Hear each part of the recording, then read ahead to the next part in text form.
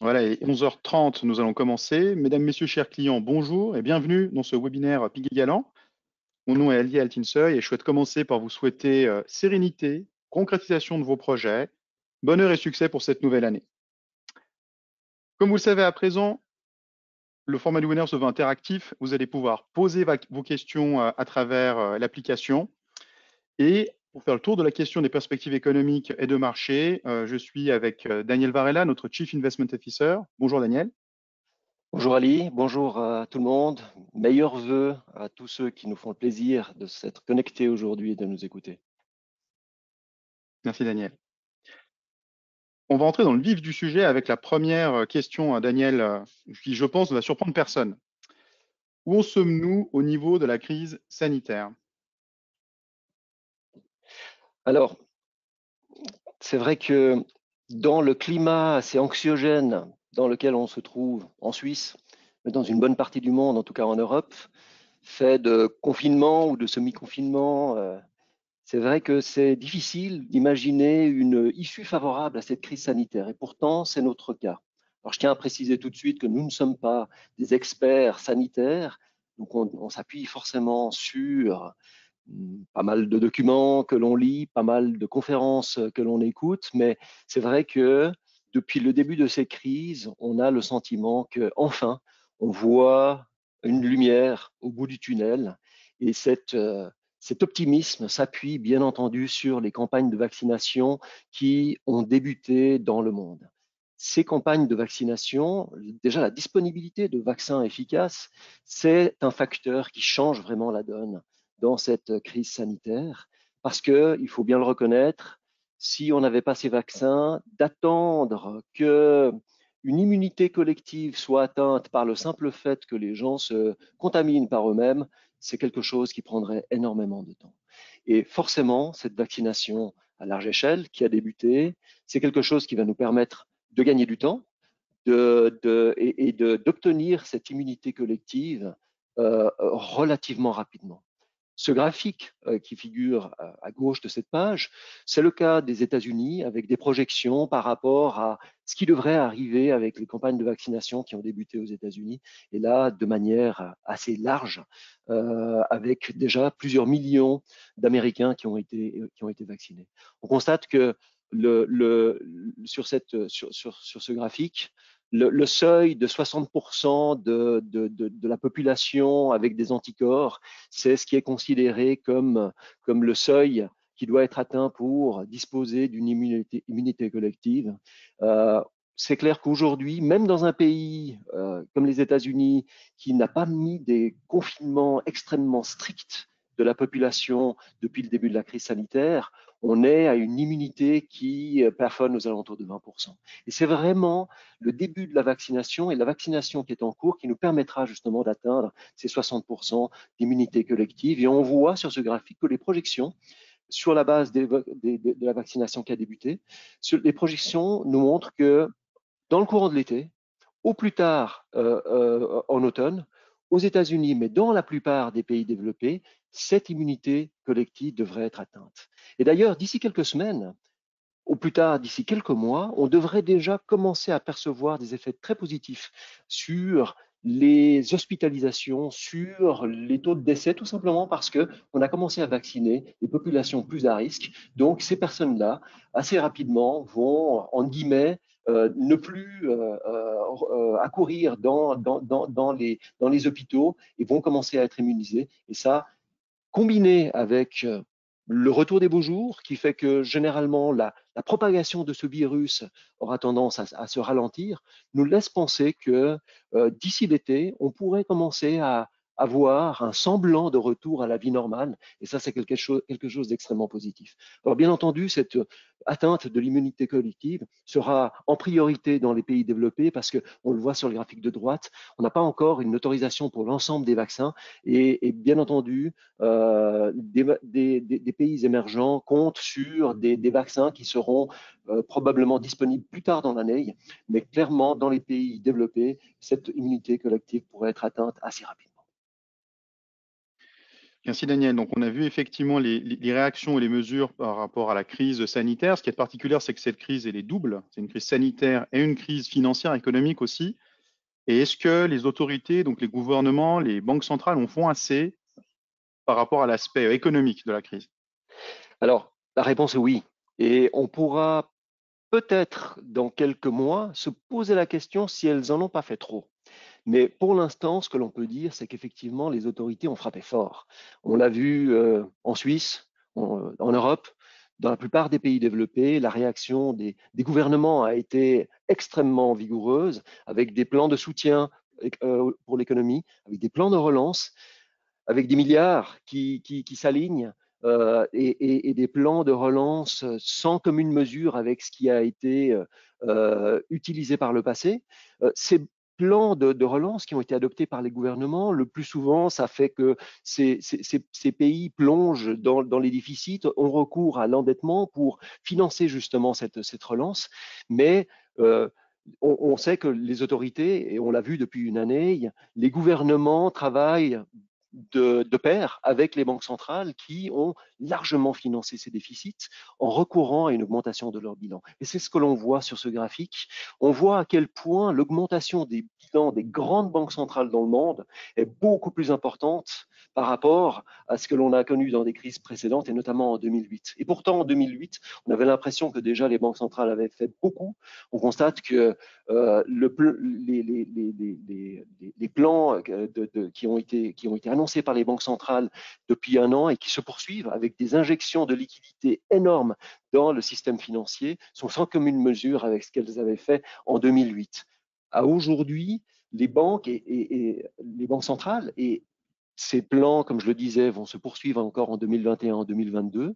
Elles auront débloqué des sommes énormes, gigantesques, à hauteur de quasiment 13 000 milliards de dollars. Ça représente quasiment 30% du PIB mondial qui ont été donc mobilisés par les banques centrales pour assurer que, après cette crise sanitaire, on ait un redressement économique et un retour de la croissance économique assez rapidement. Donc ça, c'est quelque chose qui est extrêmement positif. Comment a été utilisé l'argent? Eh bien, par les gouvernements notamment, pour éviter que l'économie s'effondre. Et on l'a vu, c'était la priorité des gouvernements l'année dernière. Et aujourd'hui, la priorité change un petit peu. On parle plutôt de relance que de soutien. Mais on voit à quel point l'année dernière, dans le courant de la première phase de cette crise sanitaire, eh bien, une des priorités, c'était d'éviter que les sociétés fassent faillite. Et on peut dire que les autorités ont réussi à ce niveau-là, puisque on voit qu'en 2020, en fait, par rapport à une année habituelle, le nombre de faillites dans les pays développés a été inférieur à la norme. Euh, la moyenne des pays développés, c'est même un recul de l'ordre de 20% des faillites. Et pour certains pays, ce recul est même beaucoup plus important, de l'ordre de 60%. Par comparaison, on peut regarder ce qui s'était passé en 2008, où on a une situation inverse, où les faillites avaient explosé. La moyenne des pays développés, dans la moyenne des pays développés, les faillites avaient augmenté de près de 30%, et dans certains pays, on avait même connu une augmentation de l'ordre de 50% des faillites. Et on voit à quel point donc les gouvernements se sont attelés à cette tâche d'éviter des faillites des entreprises pour assurer justement la relance économique une fois que la crise sanitaire est contrôlée. Et donc, c'est aussi une bonne nouvelle au niveau de l'emploi. Également au niveau de l'emploi, tout à fait, puisque les entreprises qui font faillite, ça veut dire que les entreprises ne licencient pas ou ne licencient pas trop. Et effectivement, l'impact au niveau du taux de chômage se fait sentir, puisque l'augmentation, notamment en Europe, du taux de chômage est sans commune mesure à ce que l'on avait connu durant la crise de 2008 et même durant la crise des dettes souveraines au milieu des années 2010. Alors, pour des pays plus libéraux, où on va dire c'est plus facile de licencier des employés. On pense notamment aux États-Unis, au Canada. C'est vrai qu'il y a eu une explosion rapide du taux de chômage, mais on voit à quel point ces mesures de relance font que ce taux de chômage est en train de reculer extrêmement rapidement. Donc ça, c'est quelque chose qui, bien entendu, montre à quel point les mesures qui ont été prises par les gouvernements ont été couronnées de succès. Merci Daniel. Et au niveau des classes d'actifs, alors la reprise économique, elle est annoncée pour l'année prochaine. C'est vrai qu'après une année 2020 particulièrement difficile, en gros, à l'exception de la Chine, qui a renoué avec la croissance en fin d'année, globalement, quasiment tous les pays, en tout cas tous les pays développés, ont affiché une contraction de leur activité relativement profonde l'année dernière. Mais c'est vrai que 2021 s'annonce sous de bons auspices, avec effectivement, d'après nous, une croissance solide qui s'annonce, notamment aux États-Unis et en Europe, assez rapidement.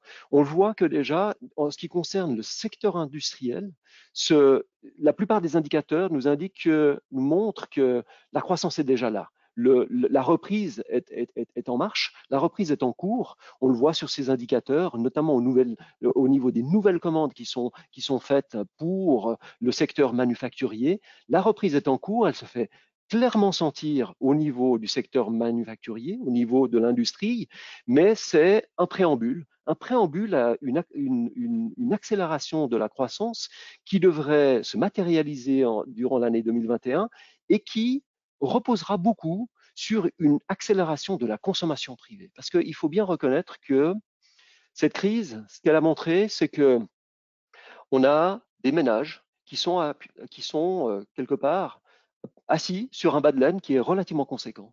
On l'a mentionné, donc grâce aux mesures de soutien qui ont été adoptées par les autorités, les taux de chômage sont restés relativement raisonnables, surtout si on se compare à d'autres récessions ou à d'autres crises. Et parce qu'il y a eu une quasi impossibilité de dépenser cette épargne, parce que les loisirs, quelque part, on n'a pas pu dépenser de l'argent dans des loisirs ou dans du tourisme. Dans la restauration, on voit bien que ces mesures de confinement nous empêchent effectivement de dépenser ce bas de laine. Eh bien, les ménages, dans la plupart des pays développés, ont constitué une épargne forcée, qui ne demande qu'à être dépensée une fois justement cette crise sanitaire contrôlée. Donc ça, c'est quelque chose qui représente un soutien très fort pour la croissance économique en cette année 2021, notamment dans les pays développés, mais qui se répercutera au-delà des pays développés également sur les pays émergents. Et puis, à plus long terme, c'est vrai que tout le monde parle de transition énergétique. On sait que c'est vraiment un axe de développement extrêmement important. La plupart des gouvernements ont pris conscience de l'urgence climatique et d'investir dans cette transition énergétique. C'est notamment le cas en Europe. C'est également le cas dans bon nombre de pays asiatiques. On peut imaginer qu'avec l'administration Biden, on tournera la page sur l'administration Trump qui était plutôt climato-sceptique. Et on peut imaginer que les plans de relance et d'investissement dans la transition énergétique seront relativement importants également aux États-Unis. Donc ça, c'est un relais de croissance également pour l'économie mondiale pour les prochaines années. Néanmoins, il faut quand même mentionner que notre sentiment, c'est que le cycle économique qui a débuté risque quand même d'être plus court qu'un cycle économique traditionnel, et notamment que le cycle économique précédent, qui a été dans certains pays relativement long, notamment aux États-Unis, puisqu'il a duré quasiment une dizaine d'années. Ce qui nous fait penser à un cycle économique plus court, c'est que ces interventions des autorités, si elles étaient positives pour éviter effectivement une contraction économique très importante, voire même une dépression, ça a fait que quelque part, on a, durant cette récession, pas remis tous les curseurs à zéro. On pense notamment justement au fait que des sociétés qui, logiquement, auraient dû faire faillite durant une récession normale n'ont pas fait faillite parce qu'elles ont été aidées. Les taux de chômage n'ont pas augmenté autant que normalement, donc ce qui fait que les rémunérations des salariés sont restées relativement stables. On pense également à l'inflation qui probablement aurait dû chuter plus, voire même un endettement à l'échelle mondiale qui aurait dû chuter plus, parce que c'est souvent ce qu'on observe lorsqu'on a une récession. Il y a des sociétés qui font faillite, il y a des dettes qui sont annulées et qui permettent de préparer le terrain pour un nouveau cycle économique à venir. C'est clair que ces curseurs n'ont pas tous été remis à zéro et probablement limitent le potentiel de rebond, en tout cas en termes de durée et d'amplitude du cycle économique qui démarre. Donc on a effectivement peut-être des surprises devant nous par rapport à la durée du cycle et la taille des rebonds. Et dans ce contexte, du point de vue investissement au niveau du portefeuille, les marchés obligataires l'année dernière, du fait des mesures, nous ont beaucoup surpris. Est-ce qu'ils vont continuer à nous surprendre pour cette année, les marchés obligataires? C'est vrai que les marchés obligataires ont défié les attentes depuis quasiment 20 ans. Depuis quasiment 20 ans, les rendements obligataires n'ont cessé de baisser avec des années de rebond, de consolidation, mais globalement, on a eu une tendance baissière relativement longue sur les marchés obligataires depuis quasiment 20 ans, au point qu'on arrive à des situations qu'on n'aurait pas anticipées il y a de cela 5 ans ou 10 ans. Un contexte où bon nombre de gouvernements se financent à des taux négatifs, c'est le cas notamment en Suisse, et c'est un phénomène qui déborde au-delà de la dette souveraine puisque on a également certaines entreprises qui ont la chance de pouvoir se financer à des taux négatifs. Aujourd'hui, on a quasiment 18 000 milliards de dollars dans le monde, donc d'emprunts obligataires qui se traitent à des rendements négatifs. C'est quasiment 20% du marché obligataire mondial. Donc c'est quelque chose qui est extrêmement important, qui semble peut-être indiquer qu'on a atteint un plancher après 20 années de recul et de baisse graduelle des rendements obligataires dans le monde. On a peut-être atteint un plancher et il faut peut-être se préparer effectivement à une remontée graduelle des rendements obligataires. C'est notre cas. Nous, on pense que logiquement, si on a raison et que la croissance économique doit revenir, si on ferme d'ici quelques mois ou d'ici quelques temps la parenthèse de cette crise sanitaire et on retrouve un semblant de vie normale, logiquement, les rendements obligataires doivent monter et on voit qu'en fait, les rendements obligataires ont pris un peu de retard par rapport à l'inflation. Généralement, les rendements obligataires se traitent assez en lien avec l'inflation dans le monde et plus précisément avec les anticipations inflationnistes des investisseurs. C'est le cas sur ce graphique, on le voit pour les investisseurs américains, sur le marché obligataire américain, on voit, c'est le trait blanc, les anticipations inflationnistes sont remontées, les investisseurs s'attendent que les 10 prochaines années, l'inflation soit de l'ordre de 2%, donc soit à un niveau relativement normalisé. Or, les rendements obligataires ont pris beaucoup de retard, ils sont à 1% sur les emprunts gouvernementaux américains et probablement ils doivent combler une partie de ce retard accumulé. Alors c'est vrai que ça montre que les obligations gouvernementales sont un peu chères aujourd'hui et qu'il y a un certain ajustement à venir. Ce que l'on peut dire, c'est que de manière générale, les marchés obligataires sont relativement chers.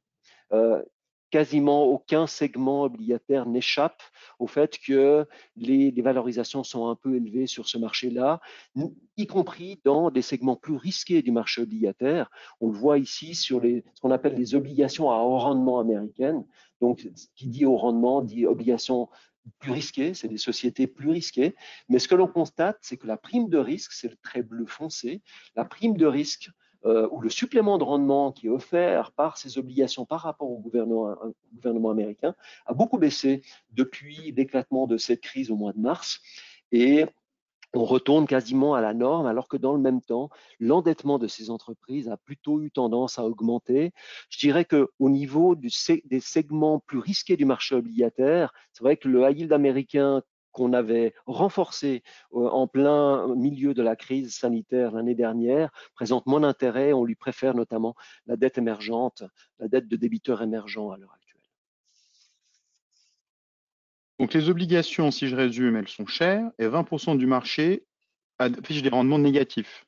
Ça veut dire que la seule source de performance, ce serait les actions pour l'année à venir, la période à venir? Alors c'est vrai que notre analyse, c'est que les actions, ça reste la classe d'actifs qui présente le meilleur potentiel pour les prochains mois et probablement pour l'année qui a débuté. Alors, on ne peut pas dire que les actions sont extrêmement bon marché. On l'a vu depuis l'éclatement de la crise sanitaire, en tout cas depuis le creux de la crise sanitaire à la fin mars, les actions, les bourses ont déjà bien rebondi. Et ce rebond s'est accéléré d'ailleurs depuis 3 mois environ, depuis l'annonce de la disponibilité relativement rapide de vaccins efficaces.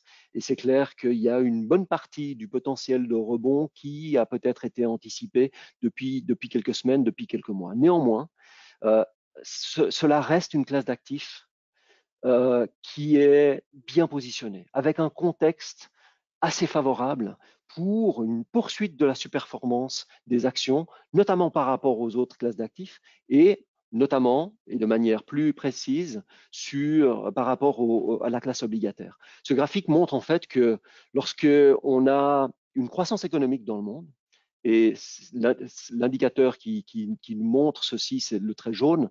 Donc, c'est l'indicateur économique du secteur manufacturier dans le monde. Donc et quand on est au-dessus de zéro, c'est que généralement, cet indicateur nous prédit qu'on va être dans une phase de croissance économique. Ce que l'on constate, c'est que quand on est dans cette situation de croissance économique, eh bien, généralement, les actions surperforment les obligations. Ça, c'est le trait bleu. Quand on est au-dessus de zéro, eh bien, la performance des actions est meilleure et plus importante que la performance des marchés obligataires. Donc, un contexte qui reste favorable à une surperformance des actions par rapport aux autres classes d'actifs et notamment par rapport à la classe obligataire. Parce que effectivement, il y a ce retour de croissance, il y a le début d'un nouveau cycle économique. C'est des choses qui, en principe, sont assez appréciées par les investisseurs sur les marchés financiers. Un autre soutien assez fort pour les bourses, c'est, j'y faisais mention préalablement, c'est vrai que ces politiques monétaires extrêmement accommodantes qui ont été adoptées par les banques centrales, avec des injections de liquidités extrêmement importantes dans le système financier, se traduisent par une liquidité, ce qu'on appelle la liquidité excédentaire, qui est extrêmement importante. Qu'est-ce qu'on entend par liquidité excédentaire? C'est la liquidité qui, quelque part, n'est pas utile pour l'économie. L'économie a suffisamment de liquidité et toute cette liquidité excédentaire, généralement, elle cherche à se placer à des bons rendements. Et ce que l'on voit sur ce graphique, c'est le trait jaune, c'est la situation aux États-Unis. Cette liquidité excédentaire, elle est en progression de quasiment 30% sur un an. Et ça, c'est quelque chose qui représente un soutien assez fort pour une poursuite supplémentaire de la hausse des bourses. Néanmoins, il faut quand même mentionner que, j'y faisais allusion, les bourses ont déjà bien progressé, notamment ces 3 derniers mois. Elles sont peut-être un peu surachetées à court terme. On ne serait pas totalement étonné de voir une phase de consolidation à un moment donné. On ne sait pas si ce sera la semaine prochaine ou dans un mois, mais probablement que les bourses doivent reprendre un petit peu leur souffle après un joli rebond comme ça, mais ce qui ne prétérite pas quand même des performances qui devraient rester plutôt positives cette année, et notamment face aux autres classes d'actifs. En termes de valorisation, c'est clair que certains marchés commencent à être un petit peu chers. Donc, les mesures que l'on utilise pour juger de l'évaluation des bourses, il y en a différentes. Celle qu'on utilise le plus souvent, c'est ce qu'on appelle le rapport cours-bénéfice, donc le cours d'une action par rapport aux bénéfices qui sont dégagés par l'entreprise. Eh bien, on voit que ces rapports cours-bénéfices sont relativement élevés aux États-Unis, ne sont pas extrêmes, mais relativement élevés aux États-Unis, tandis que sur d'autres marchés, on est dans des situations qui sont peut-être un peu moins chères, que ce soit en Europe, que ce soit au Royaume-Uni, au Japon, ou dans les pays émergents. On est loin d'extrêmes de marché et donc probablement des bourses qui nous réservent encore pas mal de potentiel en termes de valorisation. Une des Et la bourses, Suisse? oui, la Suisse, c'est vrai qu'elle ne figurait pas sur le graphique précédent. La Suisse, on a l'impression qu'il y a un rattrapage à jouer sur la bourse suisse. Alors, la bourse suisse, il faut le reconnaître, avait extrêmement bien fait en relatif durant la crise sanitaire, donc en février, mars, avril de l'année dernière. Donc, c'est une bourse défensive qui a beaucoup mieux résisté durant le plongeon. On le voit sur le graphique de droite, là, qui mesure la surperformance ou l'évolution relative de la bourse suisse par rapport au reste du monde. Eh bien, en mars de l'année dernière, on a ce pic à la hausse de la bourse suisse, tout simplement parce que la bourse suisse a beaucoup mieux résisté que les autres bourses. Mais on constate que depuis, la bourse suisse a surtout sous-performé par rapport aux autres bourses. Et il nous semble qu'il y a un rattrapage à jouer parce que les fondamentaux économiques de la Suisse sont bons. On sait d'ailleurs que une bonne partie des entreprises qui sont cotées en Suisse sont tournées sur l'économie mondiale, dépendent beaucoup de l'économie mondiale qui va connaître un fort rebond cette année. Donc, plutôt des sociétés qui sont bien positionnées pour profiter de ce rebond économique. Et on le voit sur le graphique de gauche, des fondamentaux pour les entreprises qui sont extrêmement porteurs également, puisqu'on voit que la marge opérationnelle des sociétés suisses, en comparaison aux sociétés européennes, eh bien, c'est quasiment les sociétés en moyenne les plus profitables qui arrivent à dégager le plus de cash flow, puisque c'est une mesure de capacité à générer du cash flow. Donc, cette marge opérationnelle, c'est un soutien assez fort également pour la bourse suisse. Merci beaucoup, Daniel.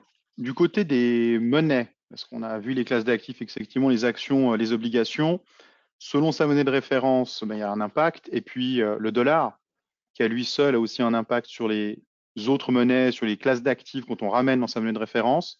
Où est-ce qu'on en est au niveau du dollar et est-ce qu'il va continuer sa baisse? Alors c'est vrai que le dollar a beaucoup baissé depuis 6 mois. On l'avait correctement anticipé puisque durant l'année dernière, dans les portefeuilles, dans nos grilles d'investissement, on l'a baissé à 3 reprises. Mais c'est vrai que cette baisse du dollar qui a été assez forte, je pense qu'il faut déjà, tout d'abord, la remettre dans un contexte historique. Le dollar a baissé contre le franc suisse, mais de manière plus importante encore contre l'euro. Et c'est la référence. On va dire que, en tout cas, dans le monde aujourd'hui, et notamment les investisseurs qui prennent des positions sur les monnaies, la paire de référence qui est la plus regardée, c'est l'euro contre le dollar ou inversement le dollar contre l'euro. Et on constate ici donc que la baisse, plutôt le rebond de l'euro contre le dollar, donc inversement la baisse du dollar contre l'euro depuis 6 mois, si on la remet en perspective, elle est relativement faible par rapport à tout le terrain perdu par l'euro depuis près de 10 ans. Un terrain perdu et une sous-performance de l'euro qui s'était accentuée durant la crise des dettes souveraines européennes, donc en 2013, 14 et 2015. Donc c'est vrai que par rapport à cette remise en perspective, on a l'impression que l'euro peut encore récupérer une partie du terrain perdu et donc le dollar peut-être n'a pas terminé sa baisse. Ça, c'est sur une perspective long terme. Par contre, c'est vrai que sur le plus court terme, ce que l'on constate, c'est qu'il y a un pessimisme extrêmement important des investisseurs et des spéculateurs qui sont fortement exposés à une poursuite de la baisse du dollar et qui sont fortement exposés à une poursuite de la hausse de l'euro. Des extrêmes de positionnement des investisseurs qui nous font penser, d'un point de vue contrariant, que potentiellement, c'est vrai que on s'attend à tout le moins à une phase de stabilisation du dollar contre l'euro.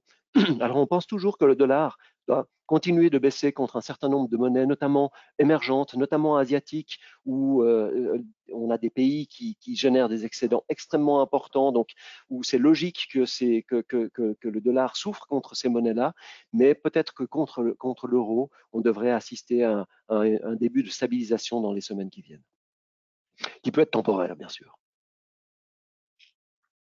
Donc, ce contexte par rapport au positionnement à prendre, il y a beaucoup de défis, que ce soit du côté de la crise sanitaire, de la crise économique, du côté des investissements et de l'économie, en général, de la macroéconomie. Les risques à surveiller, les points d'intention, quels sont-ils? Alors, je dirais que le principal risque à surveiller, c'est bien entendu un nouveau variant du virus qui échapperait à la protection du vaccin. C'est clair qu'aujourd'hui, on ne peut que se fier aux experts, on ne peut que se fier aux fabricants de vaccins qui semblent indiquer que à aujourd'hui, les variants existants sont couverts par la protection qu'offrent ces vaccins-là. Mais c'est vrai que euh, c'est quelque chose qu'il faudra surveiller. Si un variant nouveau apparaît, pour lesquels les vaccins ne sont pas efficaces, pour lesquels une adaptation des vaccins existants n'est pas possible, alors que ce soit pour la société Moderna ou Pfizer-BioNTech, les deux sociétés assurent que la technologie existante basée sur l'ARN messager permet de reprogrammer assez rapidement, en l'espace de quelques semaines, pour avoir des vaccins efficaces. Admettons, pour l'instant, on doit leur faire confiance, mais c'est vrai que si un vaccin, un variant qui apparaît, qui est résistant au vaccin. Potentiellement, c'est vrai, c'est un retour à la case départ, un retour à mars-avril de 2020. Et forcément, ça, c'est quelque chose qui s'est mal perçu par les investisseurs et par les marchés financiers. Donc ça, c'est le premier risque éventuellement à suivre. Deuxièmement, pas grand monde en parle, mais il faudra garder un œil sur l'inflation. Je le mentionnais préalablement, c'est vrai que les plans qui ont été mis en place, les mesures qui ont été adoptées par les autorités ont évité qu'il y ait des faillites, ont évité également qu'il y ait trop de chômage et fait que, en fait, on n'a pas fait ce nettoyage et en fait, la structure de coût des entreprises, de l'économie, est restée relativement stable. Donc, on repart en termes de structure de coûts depuis des niveaux plus élevés. Et on a vu que déjà, donc les salaires sont restés relativement stables. On a vu également que les prix des matières premières ont déjà fortement rebondi depuis mars de l'année dernière. Et comme on a un effet de base qui est relativement négatif, qui commence à approcher vers le mois de mars-avril. L'effet de base, qu'est-ce que ça veut dire? C'est qu'on a eu des prix qui ont tellement plongé en mars de l'année dernière et qui ont tellement rebondé depuis. Ça fait qu'on pourrait avoir quelques surprises sur les indicateurs d'inflation, et notamment aux États-Unis. On estime que vers le mois d'avril, on pourrait avoir une inflation aux États-Unis qui se monte à 4%. Clairement, on a l'impression que peut-être les investisseurs ne sont pas préparés à avoir ce genre de progression des prix à la consommation. Et donc, il faudra voir également dans quelle mesure ensuite on s'installe dans un plateau à des niveaux plus élevés en termes d'inflation. On n'oublie pas que toute cette liquidité qui a été poussée dans le système, c'est quelque chose qui, par le passé, dans des cycles précédents, une abondance de liquidité avait plutôt provoqué un réveil de l'inflation. C'est quelque chose qu'il faudra surveiller dans les prochains mois.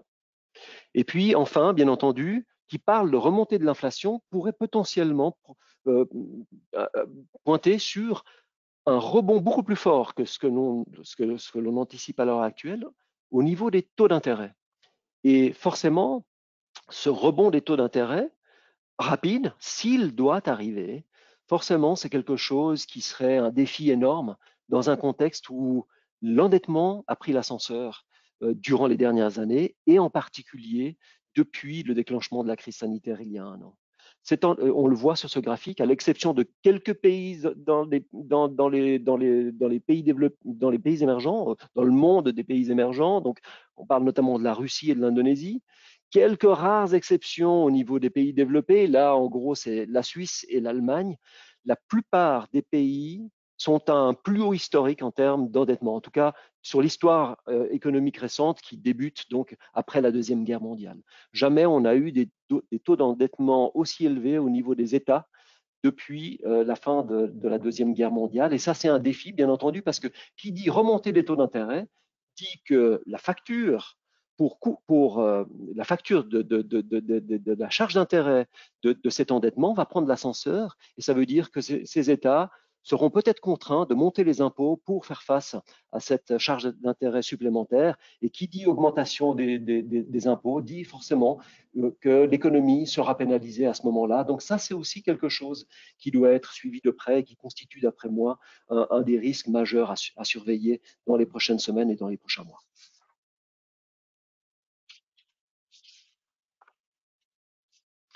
Et est-ce que l'optimisme envers les bourses est justifié, du coup, dans ce contexte-là? Absolument. Ça, c'est quelque chose qu'il faudra continuer de surveiller également. Aujourd'hui, on ne peut pas dire qu'il y a un excès d'optimisme larvé au niveau des marchés financiers. Mais on voit bien que sur ce graphique, l'optimisme a fortement rebondi. On avait atteint des extrêmes de pessimisme quasiment en mars dernier, en pleine crise sanitaire. L'optimisme a bien rebondi depuis. En gros, comment il faut lire cet indicateur? C'est qu'en gros, les investisseurs à 70% ont une vue optimiste sur l'évolution future des bourses. Donc, on est à des niveaux relativement élevés.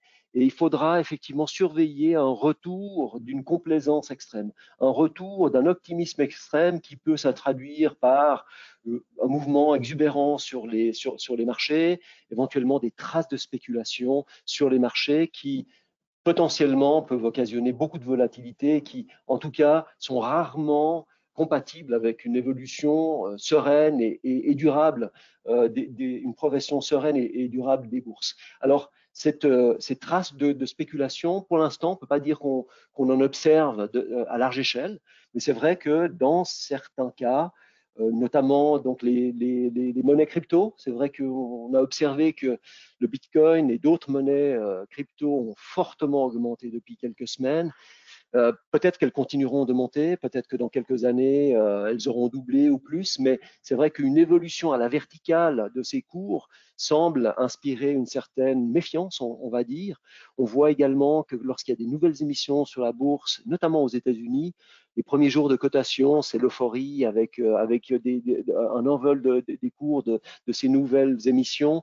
Donc, une complaisance qui, pour l'instant, est encore acceptable, raisonnable, mais qu'il faudra surveiller parce que, bien entendu, si à un moment donné, on estime qu'il y a trop de complaisance sur les marchés, il faudra peut-être effectivement affaler la voile et réduire le risque dans les portefeuilles.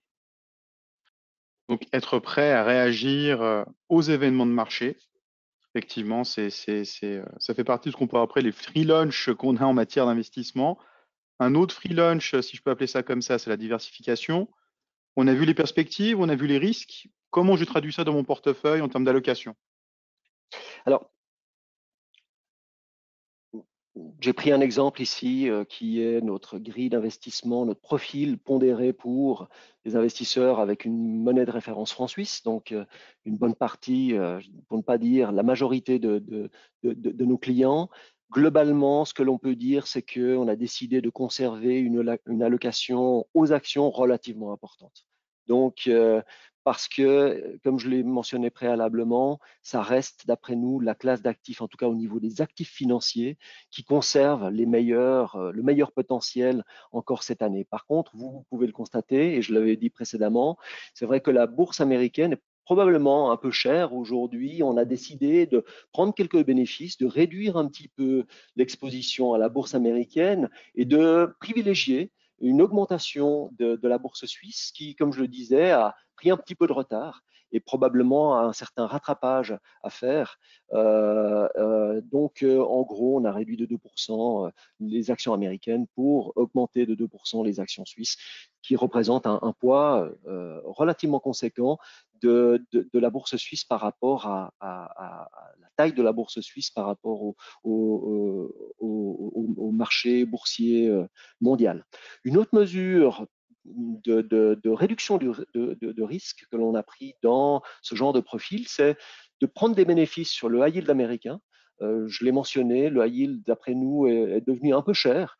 Et dans un portefeuille pondéré, en tout cas, on estime que ça fait du sens de prendre des bénéfices sur le high yield américain et de réinvestir sur des obligations du gouvernement américain indexées sur l'inflation.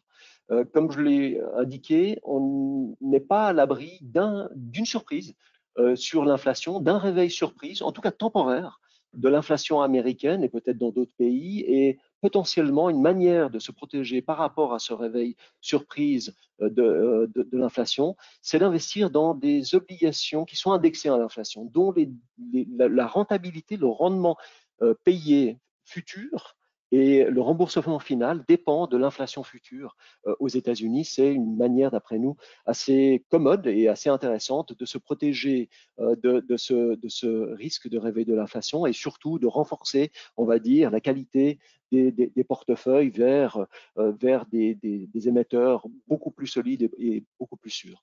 Dans le même temps, c'est vrai qu'on garde une allocation relativement importante en termes de matières premières. Le gros de cette allocation en matières premières, c'est l'or. Alors, l'or a bien progressé.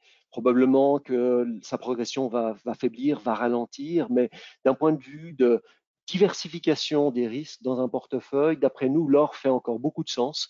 On voit que c'est une matière première qui réagit relativement bien et qui a un effet de coussin, on va dire, durant des phases plus volatiles sur les bourses. Donc, ça fait tout son sens de garder une allocation relativement importante en or pour des mesures de diversification. Et puis, comme on le constate sur cette page, on reste également avec une allocation relativement importante en fonds alternatifs. Il faut le mentionner, la performance des fonds alternatifs l'année dernière a été très bonne. Après plusieurs années assez décevantes, il faut le reconnaître, des fonds alternatifs, l'année dernière, on a eu un retour d'une dynamique favorable sur les fonds alternatifs. Et cette dynamique pourrait rester assez favorable cette année et encore dans les années futures. Donc en termes d'allocation de portefeuille en classe d'actifs, sous-classe d'actifs et géographie, on a effectivement une bonne vue d'ensemble sur le pourquoi et le comment. Au niveau de l'approche thématique au sein d'un portefeuille, est-ce qu'il y a des thèmes d'investissement plus spécifiques mis en avant ou recommandés aujourd'hui? Alors, c'est vrai que nous, on a développé une approche thématique depuis quelques années qui porte ses fruits. Alors, c'est vrai que l'idée par rapport à l'approche thématique, c'est d'essayer d'identifier des thèmes du futur et d'identifier des entreprises qui ont des solutions pour adresser certains défis. Et donc, cette approche thématique, on l'a lancée depuis environ 4-5 ans et elle donne d'excellents résultats. La thématique que l'on a développée à l'interne, et il y en a de nombreuses que nous avons développées, mais qui nous semble la plus judicieuse par rapport au contexte que l'on vient de vivre et qui probablement n'est pas totalement terminé, c'est la thématique qu'on a appelée Disruptive Healthcare. Donc, c'est une thématique que l'on a mis en place et que l'on gère depuis plus de 2 ans et qui donne de très très bons résultats. Quelle est cette thématique? En fait, c'est de trouver des entreprises qui ont des solutions pour faire face aux défis de la santé du futur et notamment pour faire face aux défis d'une population mondiale qui a tendance à vieillir. Et ces thématiques, donc, on peut parler de sociétés, par exemple, qui sont dans les thérapies géniques, puisqu'on sait qu'une population vieillissante, en gros, aujourd'hui, elle décède, on va dire, avant le Covid. Les motifs de décès, c'était avant tout le cancer. Et donc, c'est des entreprises qui, justement, développent ce genre de solutions qui ont un grand avenir. On l'a vu également dans le cas de cette crise Covid, les sociétés qui ont été en mesure de mettre en place des solutions le plus rapidement pour faire face à cette crise sanitaire, on parle notamment donc des entreprises Moderna et BioNTech, c'est des entreprises qui justement travaillent sur des nouvelles technologies, donc en gros, notamment sur la technologie de vaccins basés sur l'ARN messager. On voit à quel point ces nouvelles technologies, c'est des solutions du futur pour apporter des réponses à un bon nombre de maladies qui aujourd'hui n'ont pas encore de traitement. Mais ce n'est pas uniquement la seule thématique. On peut parler également de l'essor de la consultation à distance. Ça fait partie également de certaines entreprises qui font partie de cette thématique et de ce certificat qui a été lancé il y a 2 ans et qui affiche de très bons résultats, de très belles performances, comme on l'a vu sur l'année 2020. Donc voilà, ça c'est une des thématiques qui nous semble très appropriée parce qu'on pense que cette crise du Covid, elle a sensibilisé également les autorités sur les dépenses à faire dans notre système de santé et sur les solutions à mettre en place pour gérer les défis que constitue la santé dans les prochaines années. Il y a d'autres thématiques que l'on aime bien et que l'on met dans les portefeuilles, que l'on met en place dans les portefeuilles. Il y a la thématique Climate Action, là aussi de très belles performances. Donc des sociétés qui ont des solutions pour faire face à ce défi donc de la transition énergétique. La thématique Asian Prosperity, on a eu l'occasion d'en parler à d'autres occasions dans le cadre de ce webinaire. C'est en fait des entreprises qui vont le plus profiter de l'essor d'une classe moyenne dans les pays asiatiques et notamment en Chine qui veulent quelque part avoir les mêmes habitudes de consommation que nous, donc en termes de consommation, mais également en termes de tourisme. Alors, petite parenthèse en termes de tourisme liée à la crise du Covid, mais une fois cette crise sanitaire passée, on peut imaginer que cette thématique retrouvera tout son sens. Les petites et moyennes capitalisations suisses au travers de la thématique SwissMid. Et puis, une thématique que l'on a mis en avant en début d'année dernière, le Women Empowerment, donc avec une meilleure représentation des femmes dans les sociétés, et notamment dans les fonctions dirigeantes. Ça, c'est aussi une thématique qui a bien performé l'année dernière et qui, d'après nous, fait tout son sens encore pour le futur. Merci beaucoup, Daniel. Un grand merci pour ces éclairages et ces perspectives. Il nous reste un petit quart d'heure pour passer aux questions-réponses. Donc, il y a eu énormément de questions qui ont été posées au travers du chat. Donc, merci beaucoup pour toutes ces questions.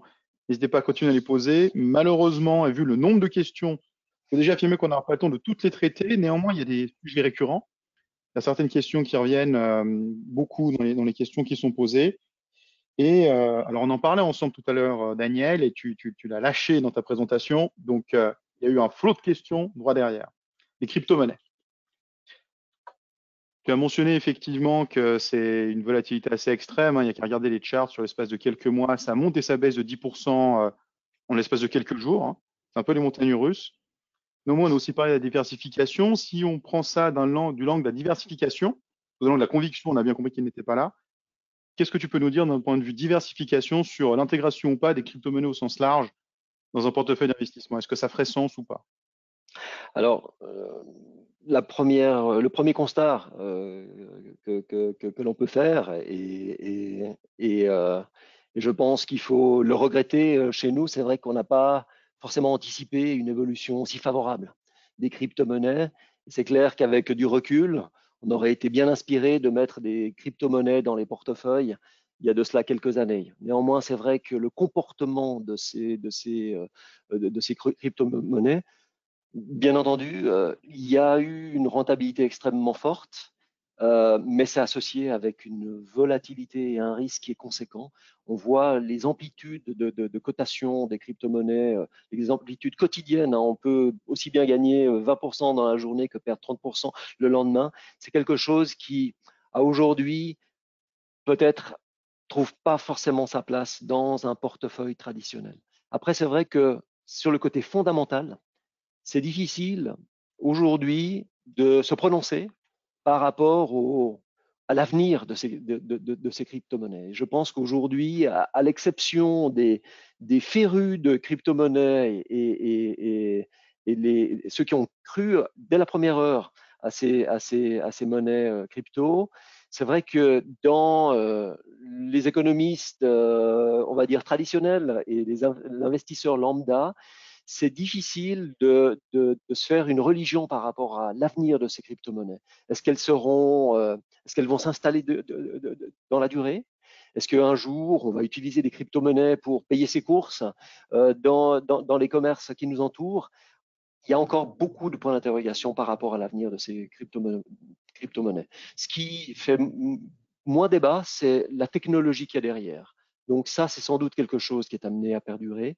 C'est vrai qu'aujourd'hui, euh, difficile d'avoir une vue fondamentale sur les destinées de ces crypto-monnaies. Par contre, c'est vrai que avant d'imaginer d'en mettre dans les portefeuilles, moi, j'aimerais voir une volatilité qui se stabilise, qui devient beaucoup bien moindre, on va dire, pour pouvoir, en guillemets, en mettre dans des portefeuilles de clients qui sont aptes à accepter ce genre de volatilité. Effectivement, on a une volatilité aujourd'hui qui est bien supérieure à celle des actions. Très largement. Effectivement, très largement. Tu as mentionné la nouvelle administration aux États-Unis, donc il y a eu l'élection du nouveau président Joe Biden aux USA. Tu as mentionné qu'il allait avoir effectivement un impact au niveau de la transition énergétique, au niveau plus global, notamment son fameux plan de relance historique. Donc on parlait tout à l'heure des mesures, hein, un plan de relance plus important, enfin le plan de relance qu'il veut mettre en place est plus important que celui qui avait été mis en place en réponse à la crise de 2008. Qu'est-ce que tu en penses? Qu'est-ce que tu peux nous dire à ce sujet et l'impact finalement sur les marchés qu'il risque d'y avoir? Il y a des aspects positifs.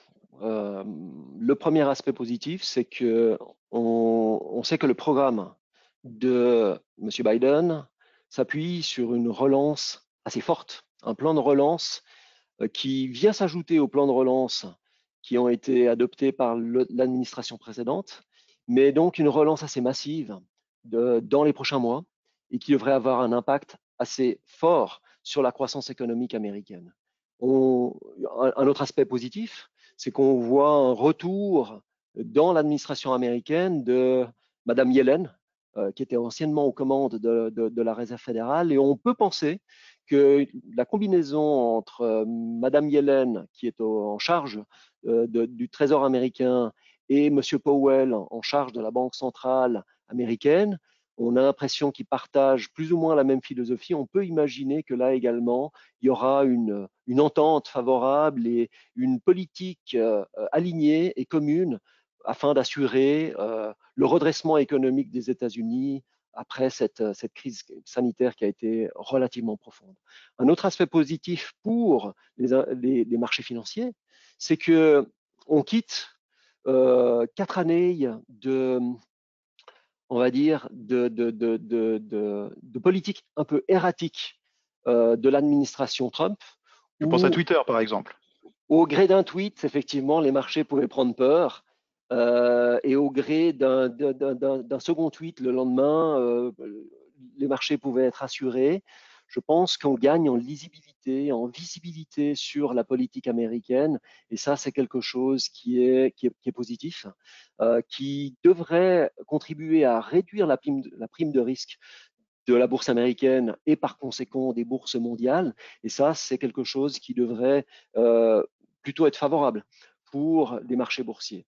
Néanmoins, je reviens au plan de relance de l'administration Biden, qui devrait avoir un impact très positif pour 2021. On peut penser, par contre, que c'est un plan qui sera suivi d'effets peut-être un peu moins positifs dès l'année prochaine, avec des hausses d'impôts, probablement au niveau des entreprises en tout cas, peut-être un peu moins au niveau des ménages, mais des hausses d'impôts qui potentiellement seront beaucoup moins bien perçues par les bourses.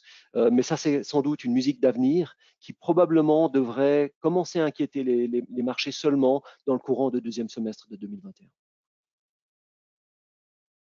Toujours sur la partie allocation dans le portefeuille, donc tu as mentionné qu'au niveau obligataire, ben, il y a une rotation, un transfert plutôt d'une partie du high yield US vers les obligations indexées à l'inflation, les fameux TIPS. Dans ce contexte-là, il y a aussi une part d'immobilier en termes d'allocation de portefeuille. Ça veut dire que l'immobilier aujourd'hui est intéressant. Alors, c'est une bonne question et on a souvent cette question. C'est vrai qu'aujourd'hui, on va dire que l'immobilier, c'est une alternative au marché obligataire parce que c'est un produit qui offre du rendement.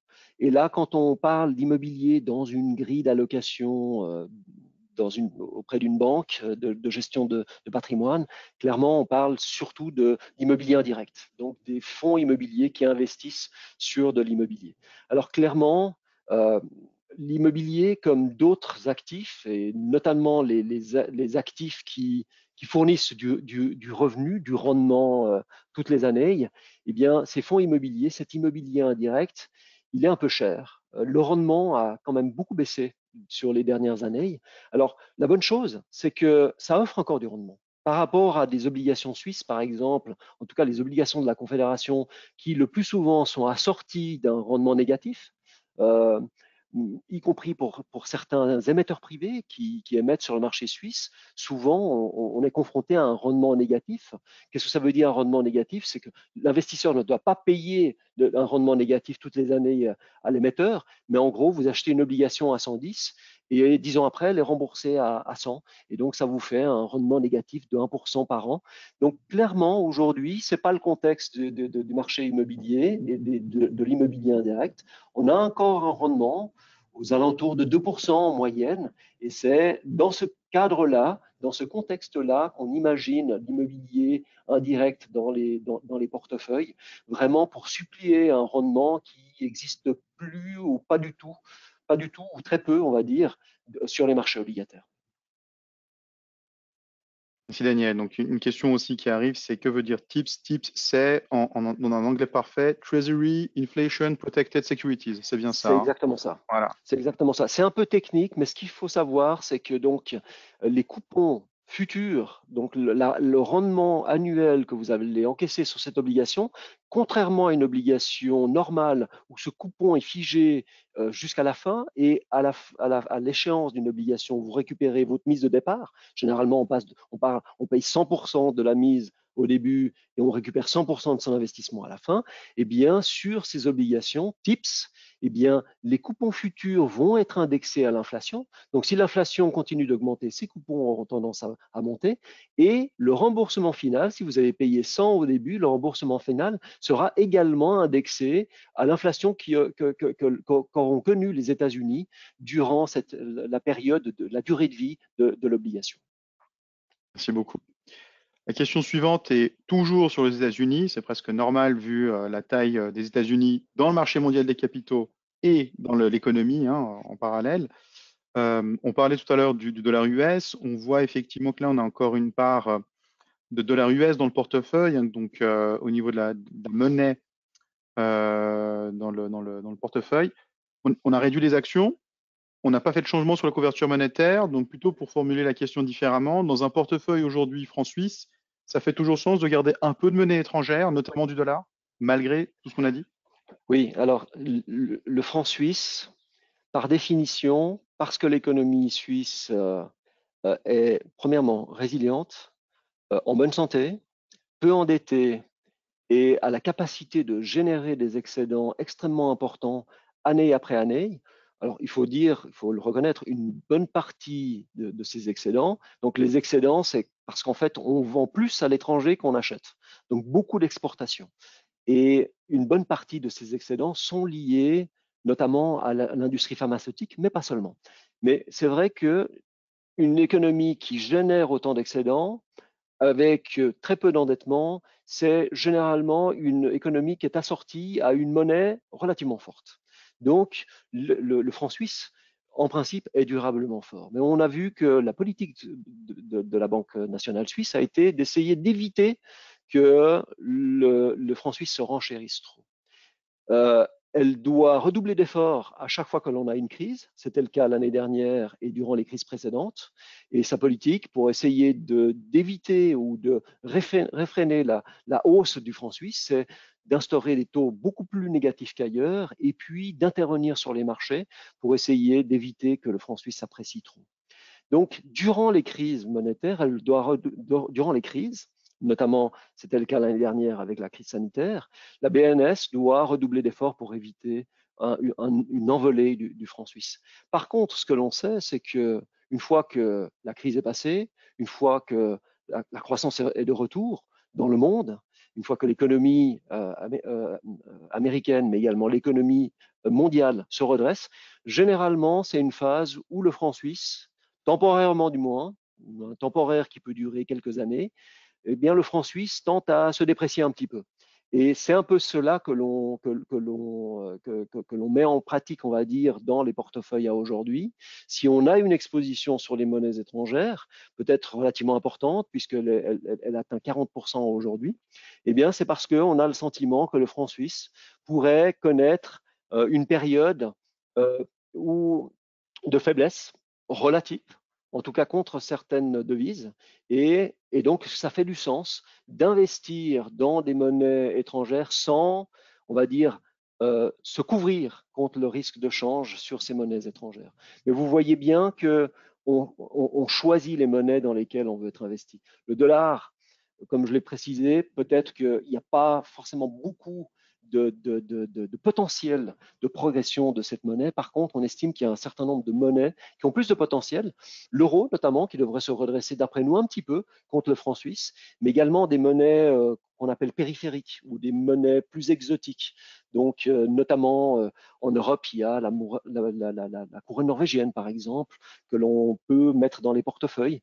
Il y a les monnaies asiatiques, je l'ai mentionné précédemment. On a l'impression que certaines de ces monnaies asiatiques, parce que les pays affichent des excédents records, eh bien, ont de quoi progresser contre le dollar, mais également contre le franc suisse, du moins temporairement. Et c'est ce qu'on essaye de mettre en place dans les portefeuilles pour essayer de viser ce potentiel, pas seulement sur les actifs, mais également sur les monnaies. Merci beaucoup, Daniel. On arrive au terme de ce webinaire, de cette présentation. Donc, si je résume les éléments qu'on a évoqués, On devrait bientôt arriver au bout de la crise sanitaire et l'impact économique finalement a été maîtrisé par l'intervention des gouvernements et des banques centrales. Il y a des zones à surveiller, des risques à surveiller au niveau des portefeuilles d'investissement, mais il y a des perspectives positives.